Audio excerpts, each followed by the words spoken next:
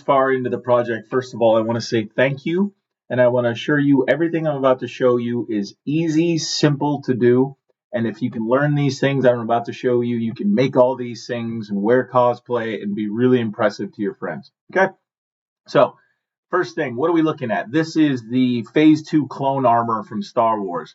You can see the file here includes a helmet without the or with a visor, a helmet without the visor that you can put one in later.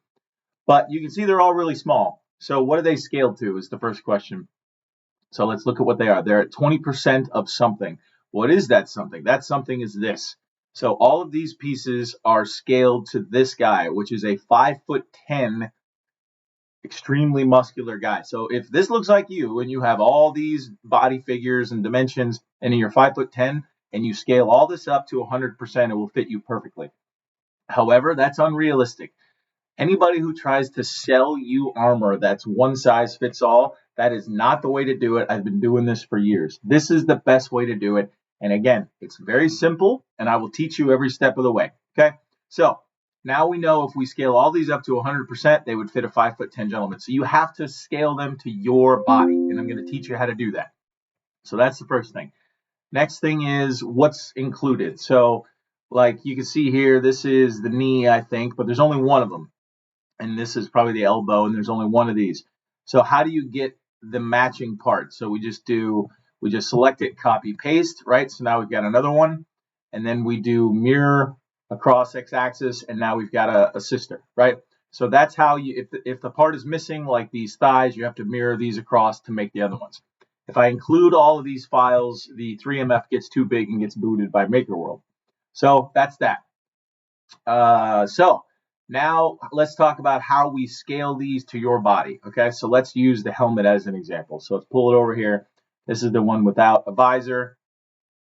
Okay, so let's go underneath it and let's take a look at it. Okay, so first thing we need to do is measure from ear to ear. Okay, figure out what that dimension is. On this model, that is 43 millimeters. Now you go and measure your body. How do you measure your body? You use this tool right here. I have my own, let me pull it up here, cosplay calipers, and you measure edge to edge. This is me, this is my pet, this is my set. So this is the example. So download and print these and measure your dimensions.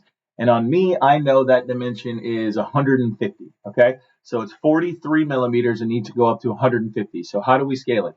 Any calculator, I use my iPhone and I just say this. What percentage of 43 is 150? 348. So 348. Well, we need to know 348% of 20%, right? What is 348% of 20%? 69.6. So we'll call it 70%. So we have uniforms. We'll keep uniform scaling on, and we'll go to any of these, and we'll just type 70%. It scales it up. Okay. So that moved all the dimensions at the same time. So now we know this dimension is correct, right? But what about front to back? Obviously needs to be measured as well. Let's straighten this up a little bit just for the sake of being neat. Okay, so we'll go here, and then we'll click this, and then we'll go underneath it a little bit more here, and we'll go here to here. Okay, 230. Oops, no. So see how it grabbed the wrong dimension here. So let's try it again. Escape, and we'll go here to, let's be a little more specific this time here. 119. Is that right? No. Try it again. Got that one. Okay, well, you got to play with it until you get it. And anyway, the trick to this part is you have to turn off uniform scaling, okay? So once you have that dimension, I know for me it's 207. So we go back to scale, but you have to turn off, this is the trick, you have to turn off uniform scaling, okay? Because if you don't, everything changes at once. We have this dimension, we need to change this, just this dimension, okay? So just for sake of time, let me just kind of fake it, okay? Let's pull it back here. Okay, that's good. And then again, same thing on the height. The height is probably good on this, so we'll just leave it alone. We'll do Control Z. So now it's back to that. Okay, so now we've got a helmet that fits you in the X, Y, and Z direction. If you want to make it a little bigger and put some padding in it, that's what I do. But you can tell here it falls off the front of the bed and the back of the bed, unfortunately. So, and it depends on what bed you have, right? If you have an A1 Mini, if you have a Carbon, I have a P1S. Depending upon, you need to slice these per your own printer. Again, people who sell one size fits all is BS. You need to do it this way. So it falls off the front and the back. So let's slice it. So click on the unit itself. This is the cut tool. We'll rotate like this. You can try to add connectors if you want to. It's not letting me on this one, but the pieces themselves are so thin for this armor. I don't use connectors. And I'll show you how to connect everything in a minute. Okay, so that looks pretty good. Find a nice, edge or seam or something to hide it if you can. It's just for the sake of time. I'm just going to leave it like that. And then I'm going to, oh, that's why connectors. So we can do add connectors now. But again, look, see how thin it is? You'd never get one in there. So don't worry about connectors. I'll teach you how to do it in a minute. So we've got what we want. Place on the cut so it's got a nice flat print surface, which is key. Now we've got two halves. We go like this. Click away. Move it over. That one fits there. This one fits here. Okay.